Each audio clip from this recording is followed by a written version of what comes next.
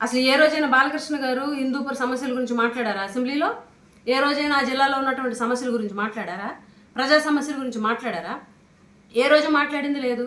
ఆ రోజు రాజశేఖర రెడ్డి గారు రాజకీయంగా ఆలోచించి ఉంటే ఈరోజు బాలకృష్ణ గారు ఈ సభలో జేబులో చేతులు పెట్టుకొని తల మీద కలజోడు పెట్టుకొని మాట్లాడే అవకాశం ఉండేదా? ఆ రోజు ఆయన రాజకీయంగా ఆలోచించకుండా మేలు చేశారు కాబట్టి ఈరోజు మీరు ఈ సభలో మాట్లాడగలుగుతున్నారన్నది మర్చిపోవద్దు బాలకృష్ణ గారు. ఎవరు సైకో? ఫ్యాన్స్ కనిపిస్తే కొట్టేయడం ఎవరు సైకో? మీరు కాదా?